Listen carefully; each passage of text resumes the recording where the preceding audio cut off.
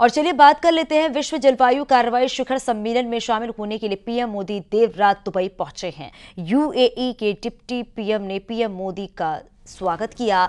दोनों नेताओं ने गले मिलकर एक दूसरे का अभिवादन किया है। भारतीय समुदाय के लोगों ने भी पीएम मोदी का दुबई में भव्य स्वागत किया है। पीएम मोदी के स्वागत के दौरान भारतीय प्रवासियों ने सारे जहां से अच्छा गाया, भारत माता की जय और वंदे मातरम के नारे लगाए। विश्व जलवायु कार्रवाई शिखर सम्मेलन को COP28 के नाम से जाना जाता है। ग्रीन हाउस गैस उत्सर्जन को कम करने और जलवायु परिवर्तन से प्रभावी ढंग से निपटने के तरीकों पर चर्चा करने के लिए दुनिया के कई नेता जलवायु कार्रवाई शिखर सम्मेलन में भाग लेने वाले हैं। पीएम मोदी सम्मेलन को संबोधित करेंगे। विश्व जलवायु कार्रवाई शिखर सम्मेलन COP28 का उच्च स्तरीय खंड है।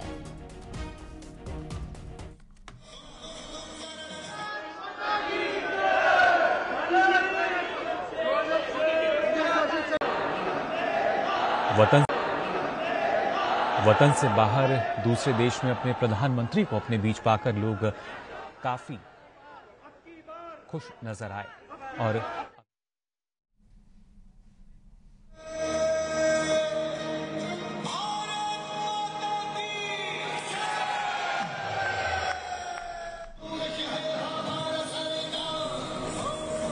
तो ये 3 तस्वीरें आप देख रहे हैं। इन तीनों तस्वीरों से ये समझा जा सकता है कि जब पीएम मोदी एयरपोर्ट पर पहुंचे तो कैसे उनका स्वागत किया गया।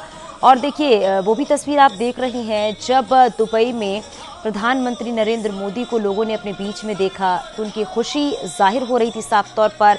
और वो भी तस्वीरें आप देख रही हैं जब प्रस्तुति दी गई प्रधानमंत्री नरेंद्र मोदी के दुबई पहुंचने पर, वो भी तस्वीर आप देख रहे हैं। तो यूएई के डिप्टी पीएम ने प्रधानमंत्री नरेंद्र मोदी का भव्य स्वागत किया। ये तस्वीरें आप देख रहे हैं। ये तस्वीरें इस बात को बताती हैं कि जब पीएम मोदी दूसरे देश पहुंचते हैं तो उनका किस गर्मजोशी के साथ स्वागत किया जाता है।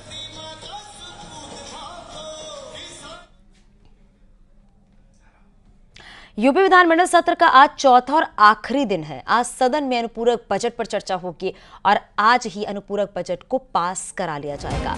अनुपूरक बजट पर चर्चा के दौरान सीएम योगी बोल सकते हैं। विधानमंडल का ये शीतकालीन सत्र का चौथा दिन है। आपको बताते चले कि सरकार ने 26,000 करोड़ से ज्यादा अनुपूरक बजट जो है वो पेश किया है। तो आज चौथा दिन है, आज आखिरी दिन है। बताया जा रहा है कि आज आखिरी दिन अनुपूरक बजट पर चर्चा होगी। अनुपूरक बजट को पास कराया जाएगा।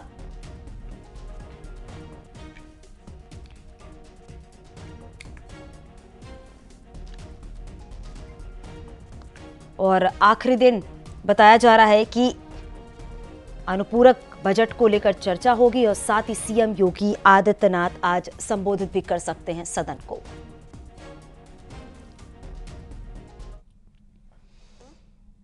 सीएम योगी गोरखपुर के दौरे पर हैं और बताया जा रहा है कि थोड़ी देर के बाद सीएम योगी आदित्यनाथ जनता दरबार भी लगाएंगे, जिसमें वो लोगों की समस्याओं को सुनते हैं, समस्या के समाधान करते हैं। और सीएम योगी आज सुबह 10 बजे वापस लखनऊ के लिए रवाना हो जाएंगे। इसके बाद विधानमंडल के शीतकालीन सत्र में भी सीएम योगी शामिल होंगे। तो सीएम योगी आदित्यनाथ जब भी अपने संसदीय क्षेत्र में होते हैं तो जनता दरबार वो ज़रूर लगाते हैं और जनता दरबार लगाकर लोगों की समस्याओं को ज़रूर सुनते हैं।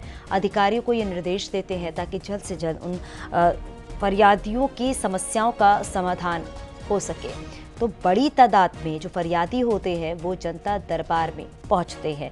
हालांकि बताया जा रहा है सुबह 10 बजे लखनऊ वापस भी हो जाएंगे सीएम योगी आदित्यनाथ, फिर विधानमंडल पहुंचेंगे क्योंकि आज अनुपूरक बजट पर चर्चा होनी है और सदन में संबोधित भी कर सकते हैं। गोरखपुर में सीएम योगी आदित्यनाथ ने गीडा के 34वें स्थापना दिवस समारोह में हिस्सा लिया। अपने संबोधन में सीएम योगी ने कहा है कि गोरखपुर और पूर्वी उत्तर प्रदेश के लिए एक नया अवसर है। 10 साल पहले कोई अराजकता के कारण निवेश नहीं करना चाहता था। आज गोरखपुर गैंगवार अराजकता से उभरा है, विकास की नई ऊंचाइयों को छूता हुआ दिखता है। यहाँ निवेश का माहौल बना हुआ है। गोरखपुर में ट्रेड शो लगा है, यहाँ भी बड़ी संख्या में लोग आएंगे। पहले कोई सोच नहीं सकता था कि ऐसा कार्यक्रम यहाँ आयोजित होगा और सपना साकार हुआ।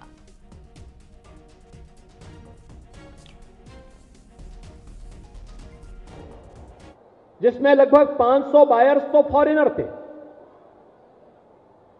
ऐसे ही 4 लाख से अधिक लोग वहां विजिट किए। और अभी मैं आया था, उसी प्रकार का ट्रेड शो यहां गोरखपुर में भी देखने को मिला है। कोई सोचता था गोरखपुर में ट्रेड शो लगेगा? यहां की इंडस्ट्री, यहां का यूथ यहां पे अपने इनोवेशन के साथ आएगा। इसके बारे में लोगों की धारणा वैसे ही नहीं बदली है। इसके लिए प्रयास करना पड़ा, कठोर निर्णय लेने पड़े, रिफॉर्म करना पड़ा और बिना किसी रुके, बिना किसी झुके, बिना अपने मार्ग से हटे जब हम लोग आगे बढ़े तो परिणाम आया। इलाहाबाद हाई कोर्ट में ज्ञानवापी से जुड़ी याचिकाओं पर आज सुनवाई होगी। ज्ञानवापी विवाद से जुड़ी सभी 5 याचिकाओं पर इलाहाबाद हाई कोर्ट में सुनवाई होगी। इनमें से 3 याचिका 1991 में वाराणसी की अदालत में दाखिल किए गए केस की पोषणता से जुड़ी हुई है और जबकि 2 अर्जियां जो हैं एएसआई के सर्वेक्षण आदेश के खिलाफ हैं। 5 याचिकाओं पर हाईकोर्ट एक साथ सुनवाई करेगा।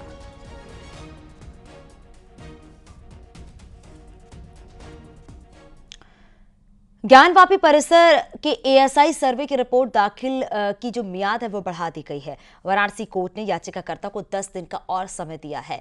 एएसआई ने कोर्ट से 3 हफ्ते का वक्त मांगा था। 3 हफ्ते का वक्त न देकर कोर्ट ने 10 दिन की और मोहलत दी है।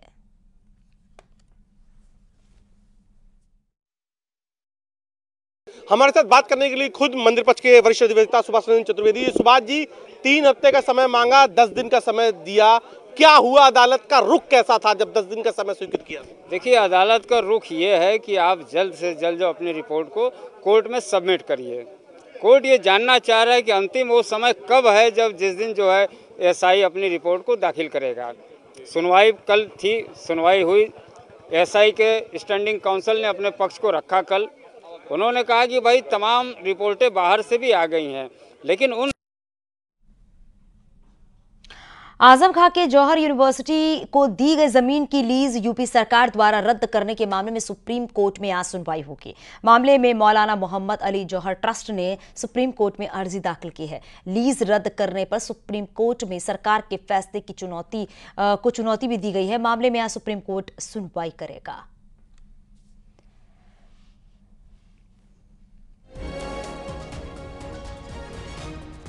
तो जमीन की लीज रद्द करने का यह पूरा मामला है। सुप्रीम कोर्ट में आज अहम सुनवाई होगी।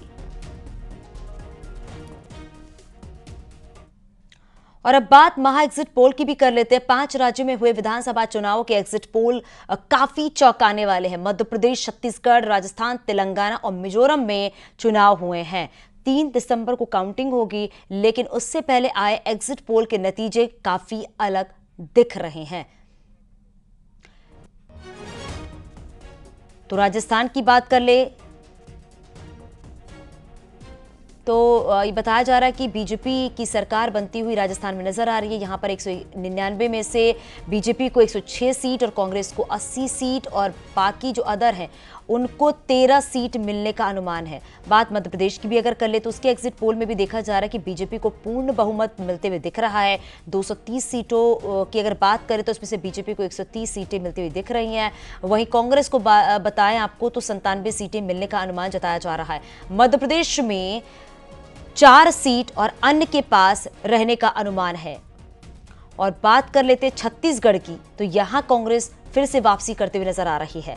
90 सीट में से कांग्रेस को 50 सीटें मिलती हुई नजर आ रही हैं, जबकि बीजेपी को 38 सीटें मिलती हुई नजर आ रही हैं। अन्य की बात कर लेते हैं तो अन्य के खाते में 2 सीट मिल सकती हैं। तेलंगाना की बात कर लेते हैं। कांग्रेस इतिहास बनाती हुई नजर आ रही है तेलंगाना में स्पष्ट बहुमत की ओर नजर आ रही है। तेलंगाना की 119 सीट में से कांग्रेस को 63 तो मौजूदा सत्तारूढ़ पार्टी भारत राष्ट्र समिति यानी कि बीआरएस को महज 44 सीटें मिलती हुई दिख रही हैं। बीजेपी के खाते में 5 सीटें जाने का अनुमान जताया जा रहा है। मिजोरम की बात अगर करें तो यहां पर बीजेपी को मात्र 1 और कांग्रेस को 7 सीट मिलती हुई नजर आ रही हैं। वहीं सत्तारूढ़ पार्टी की अगर बात करें तो एमएनएफ एक बार फिर से सबसे बड़ी पार्टी बनती हुई नजर आ रही है। उसके खाते में 17 सीट जाने का अनुमान है।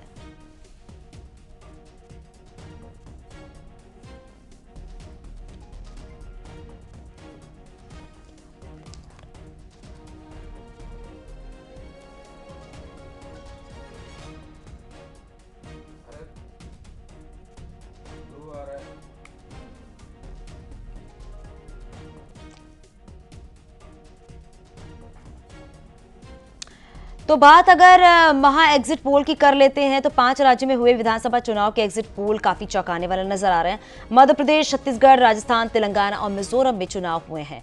3 दिसंबर को मतगणना होगी और उससे पहले जो नतीजे आए हैं एग्जिट पोल के वो हम आपको बताते हैं, जो काफी अलग देखने को मिल रहे हैं। अगर बात सबसे पहले राजस्थान की कर ले तो यहां पर बीजेपी की सरकार बनती हुई नजर आ रही है। यानी कि यहां पर 199 सीट में से बीजेपी को 106 सीट और कांग्रेस को 80 और अन्य को 13 सीट मिलने का अनुमान जताया जा रहा है। मध्य प्रदेश की अगर बात कर लेते तो यहां पर बीजेपी को पूर्ण बहुमत मिलते हुए दिख रही है। 230 सीटों में से बीजेपी को 130 सीटें हुए मिलते नजर आ रही हैं। कांग्रेस को अगर कहें तो 97 सीट मिलने का अनुमान जताया जा रहा है। मध्य प्रदेश में 4 सीट जो है वो अन्य के पास रहने का अनुमान है। बात अगर छत्तीसगढ़ की करते हैं तो यहां पर कांग्रेस की फिर से वापसी होते हुए नजर आ रही है। 90 सीट में से कांग्रेस को 50 सीटें मिलते नजर आ रही हैं, जबकि बीजेपी को सिर्फ 38 सीटें मिलती हुई नजर आ रही हैं। अगर अन्य की बात करते हैं तो अन्य के खाते में 2 सीटें जाती हुई दिख रही हैं। तेलंगाना की अगर बात करें तो तेलंगाना में कांग्रेस एक बार फिर से इतिहास बनाते हुए नजर आ रही है। एग्जिट पोल के मुताबिक तेलंगाना में स्पष्ट बहुमत की ओर कांग्रेस नजर आ रही है। तेलंगाना की 119 में से कांग्रेस को 63 तो मौजूदा सत्तारूढ़ पार्टी भारत राष्ट्र समिति यानी कि बीआरएस को महज 44 सीटें मिलते दिख रही हैं। बीजेपी के खाते में 5 सीटें जाने का अनुमान है। वहीं मिजोरम की बात करें तो बीजेपी को मात्र 1 और कांग्रेस को 7 सीटें मिलते हुए नजर आ रही हैं।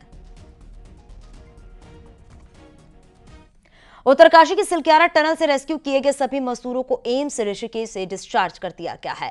डिस्चार्ज होने के बाद मजदूरों को उनके घरों के लिए रवाना कर दिया गया। राज्यों के नोडल अधिकारियों के साथ सभी मजदूरों को रवाना किया गया और यूपी सरकार ने अपने प्रदेश के मजदूरों के लिए वॉल्वो का इंतजाम किया था। इसी तरह से दूसरे राज्यों के मजदूरों को भी जरूरी इंतजाम के साथ उनके घर उनको रवाना कर दिया गया।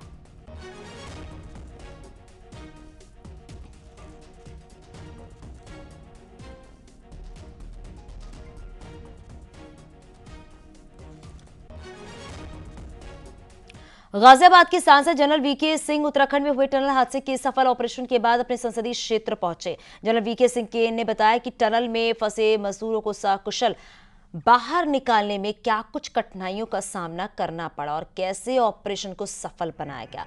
उत्तराखंड के लोगों ने उनका भव्य स्वागत कर उनका धन्यवाद भी किया।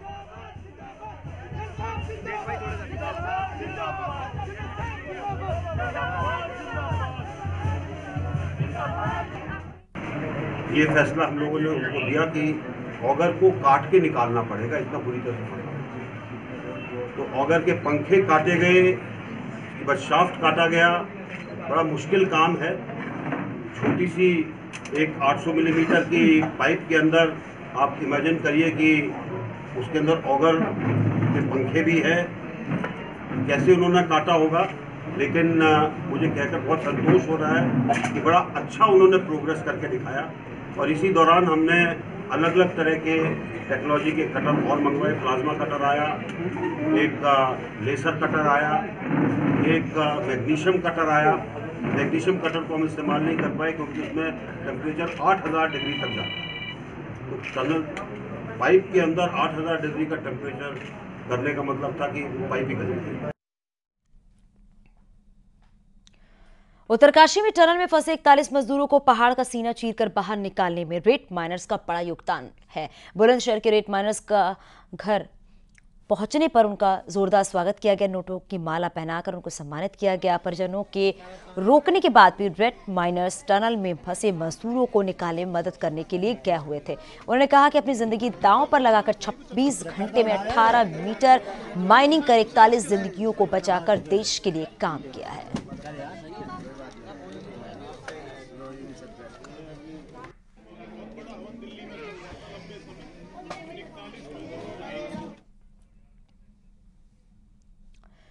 मुरादाबाद में रेलवे स्टेशन के सामने बने मुस्लिम पंजाबी मुसाफिरखाने को सील कर दिया गया। नगर निगम मुरादाबाद के अधिकारियों ने सील की कार्रवाई की है। मुस्लिम पंजाबी मुसाफिरखाने पर करीब 30 लाख रुपए का बकाया है।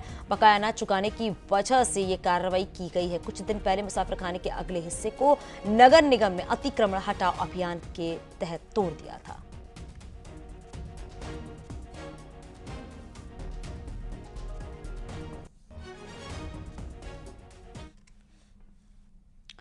कोटा में एक और कोचिंग छात्रा ने फांसी का फंदा लगाकर आत्महत्या कर ली। मृतक छात्रा यूपी की रहने वाली थी और महावीर नगर इलाके में हॉस्टल में रहकर नीट की परीक्षा की तैयारी कर रही थी। पिछले 3 दिनों में कोचिंग स्टूडेंट्स सुसाइड का ये दूसरा मामला सामने आया। फिलहाल जवाहर नगर थाना पुलिस मामले की जांच कर रही है।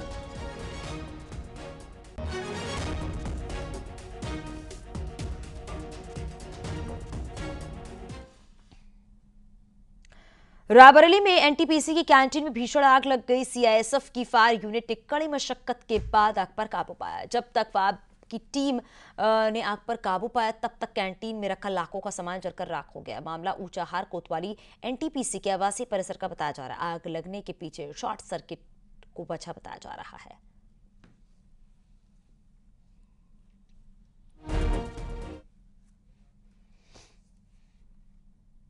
आगे भी खबरें जारी हैं और कहीं छोटे से ब्रेक के लिए चलते लौटते हैं।